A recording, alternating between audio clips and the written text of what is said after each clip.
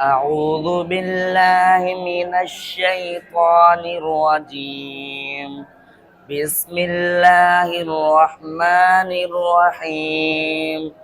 فلما قضى موسى الأجل وسار بأهله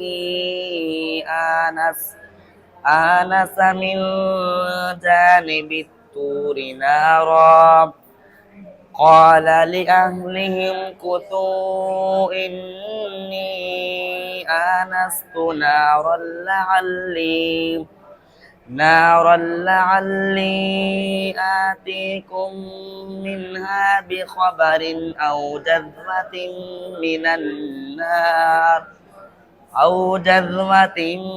من النار لعلكم تصطلون. فلما أتاها نودي من شاطئ الوادي الأيمن في البقعة المباركة من الشجرة أن يا موسى إني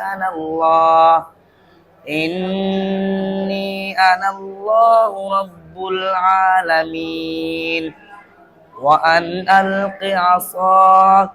فلما رآها تهتز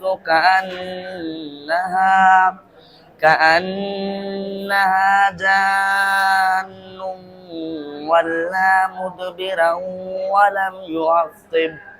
يا موسى أقبل ولا تخف إنك من الآمنين.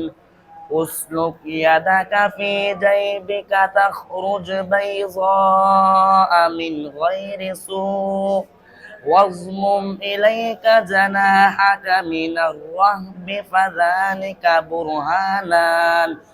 برهانان من ربك إلى فرعون وملئه إنهم كانوا قوما فاسقين.